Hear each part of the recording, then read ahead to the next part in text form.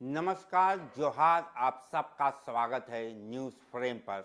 मैं हूं कुणाल सिंह। आज की सबसे बड़ी खबर पर बात करने के लिए हम मौजूद हैं और आज की सबसे बड़ी खबर आ रही है सीधे सुप्रीम कोर्ट से। वक्फ संशोधन कानून को लेकर तमाम अटकलें लगी हुई थी, लेकिन सुप्रीम कोर्ट में जितनी भी याचिका डली थी, आज सुप्रीम कोर्ट ने उस पर अपना आंशिक जो संशोधन होता है उस पर अपना फैसला सुना दिया है।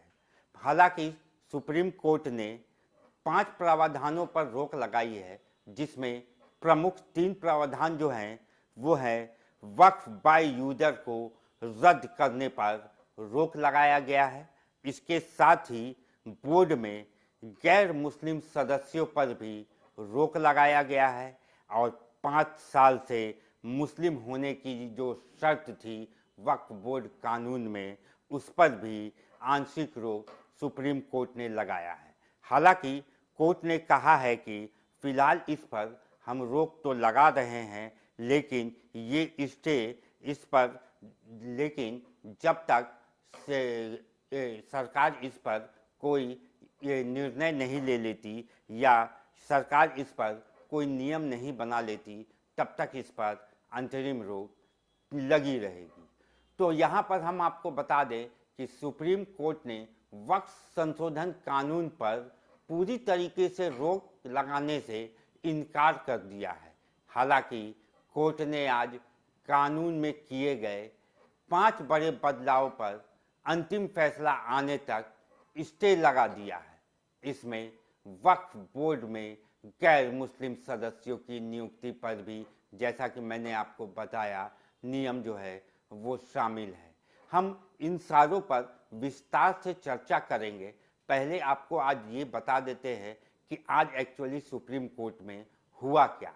Chief justice of India B R. Gavai और जस्टिस अगस्टिन जॉर्ज मसीह के बेंच ने कहा कि केंद्रीय वक्फ बोर्ड में गैर मुस्लिम मेंबर्स की संख्या 4 और राज्य के वक्फ बोर्ड में 3 से ज़्यादा नहीं होनी चाहिए। सरकारें कोशिश करें कि बोर्ड में नियुक्ति किए जाने वाले सरकारी मेंबर्स भी मुस्लिम कम्युनिटी से ही हो। सुप्रीम कोर्ट ने इस मामले में दाखिल 5 याचिकाओं पर 20 से 22 मई तक लगातार 3 दिन सुनवाई की थी और 22 मई को फैसला सुरक्षित रख दिया था, जिसे आज सुनाया गया। तो वक्फ संशोधन कानून के खिलाफ सुप्रीम कोर्ट ने 5 मुख्य याचिकाओं पर ही सुनवाई की। इसमें एआईएमके के सांसद असदुद्दीन ओवैसी की भी याचिका जो थी वो शामिल थी। याचिकाकर्ताओं की तरफ से कपिल सिब्बल, अभिषेक मनु सिंघवी और राजीव धवन और केंद्र की तरफ से सॉलिसिटर जनरल तुषार मेहता आज सुप्रीम कोर्ट में पेश हुए। यहाँ पर हम आपको बता दें, माफ़ कीजिएगा, यहाँ पर मैं आपको बता दूं कि सुप्रीम कोर्ट का फैसला आने के बाद जो है वो सत्ता पक्ष और विपक्ष 2 गुटों में बंट गया है। जहां एक ओर सत्ता पक्ष इसे सिर्फ अंतरिम आदेश मान रहा है और ये कह रहा है कि सुप्रीम कोर्ट ने किसी प्रावधानों पर ही अभी रोक लगाई है, लेकिन दूसरी ओर जो विपक्ष है और कांग्रेस दल के जो नेता है वो इस पर काफ़ी खुशी जाहिर कर रहे हैं और उनका कहना है कि ये लड़ाई लंबी है, लेकिन कोर्ट का आदेश ने आज मोदी सरकार को आईना दिखाने का काम किया है। तो आइए अब हम समझते हैं वो 5 पॉइंट्स जिसको लेकर कोर्ट ने आज अपने आदेश को सामने रखा। पहला मामला था कि वक्फ बोर्ड में गैर मुस्लिम का। तो यहाँ पर आपको बता दूं कि वक्फ बोर्ड में गैर मुस्लिमों की भागीदारी पर सुप्रीम कोर्ट ने प्रावधानों पर रोक तो नहीं लगाई, लेकिन कुछ सीमाएं जरूर तय कर दी हैं। सुप्रीम कोर्ट ने कहा कि केंद्रीय वक्फ बोर्ड में 20 में से अधिकतम 4 और राज्य वक्फ बोर्ड में 11 में से अधिकतम 3 गैर मुस्लिम सदस्य ही रह सकते हैं। आपको यहाँ पर बता दूं कि पहले इसमें अधिकतम सीमा तय नहीं थी, इसमें गैर मुस्लिम कितने भी चाहे वो रखा जा सकता था। दूसरा मुद्दा था सीईओ की नियुक्ति को लेकर। तो राज्य बोर्ड में सेक्शन 23 सीईओ की नियुक्ति को बरकरार रखते हुए कोर्ट ने कहा कि जहां तक संभव हो सीईओ, जो कि बोर्ड का पदेन सचिव भी होता है, मुस्लिम समुदाय से ही नियुक्त किया जाए। पहले ऐसा नहीं था, सीईओ जो है वो गैर मुस्लिम भी हो सकता था। वक्फ कानून की शर्त जो तीसरा प्रावधान था वो था वक्फ बनाने की शर्तों को लेकर। तो सुप्रीम कोर्ट ने वक्फ बोर्ड संशोधन कानून की सेक्शन 3R के उस प्रावधान पर रोक लगा दी है जिसमें कहा गया था कि कोई भी व्यक्ति वक्फ बनने के लिए कम से कम 5 साल से मुस्लिम होना चाहिए। हालांकि पहले ऐसा नहीं था। अदालत ने कहा कि जब तक राज्य सरकारें ये तय करने के लिए नियम नहीं बनाती है कोई भी व्यक्ति वास्तव में मुस्लिम है या नहीं, यह तब तय यह प्रावधान लागू नहीं हो सकता, क्योंकि बिना नियम के यह मनमाने ढंग से इस्तेमाल किए जा सकते हैं। वहीं चौथा पॉइंट आपको बता दूं तो वक्फ की प्रॉपर्टी का वेरिफिकेशन का था। तो सुप्रीम कोर्ट ने सेक्शन 3C से जुड़े प्रावधानों यानी बदलाव पर रोक लगाई है। यह धारा सरकारी अधिकारियों को वक्फ संपत्तियों की स्थिति तय करने का अधिकार देती थी।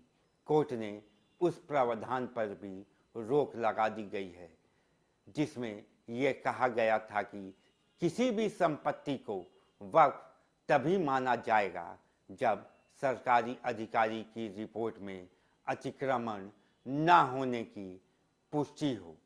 धारा 3C के 3 के तहत, जिसमें अधिकारी की संपत्तियों को सरकारी जमीन घोषित करने और राजस्व अभिलेख बदलने का अधिकार था, उसे भी रोक दिया गया है। धारा 3C4 के तहत, जिसके तहत राज्य सरकार वक्फ बोर्ड को अधिकारी की रिपोर्ट के आधार पर रिकॉर्ड सुधारने का आदेश देती है, उस पर भी रोक लगाई गई। कोर्ट ने कहा कि कलेक्टर को नागरिकों के अधिकार तय करने का अधिकार देना सत्ता के विभाजन, सेपरेशन ऑफ पावर्स के सिद्धांत के खिलाफ है, क्योंकि यहाँ पर कार्यपालिका को यह अधिकार नहीं दिया जा सकता। बेंच ने साफ किया कि जब तक किसी संपत्ति का मालिकाना हक वक्फ ट्रिब्यूनल सेक्शन 83 के तहत नहीं हो जाता और उस पर हाई कोर्ट में अपील की प्रक्रिया पूरी नहीं हो जाती, तब तक वक्फ का मालिकाना और उसके रिकॉर्ड से छेड़छाड़ नहीं की जाएगी। तो कुल मिलाकर यहाँ पर ये कहा गया कि सीईओ जो है वो वक्फ बोर्ड में रह तो सकता है, लेकिन उसका सीधे सीधे सरकार के अधीन काम करना ये कोर्ट मंजूर नहीं कर सकता। वक्फ के रजिस्ट्रेशन, और 5वां पॉइंट था वक्फ के रजिस्ट्रेशन को लेकर।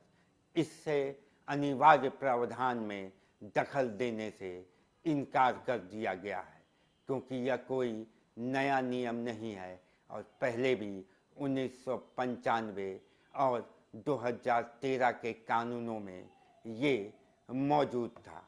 तो ये थी आज के सुप्रीम कोर्ट के जो डिसीजंस जो वक्फ कानून बोर्ड को लेकर आए हैं उसका एक लेखा जोखा।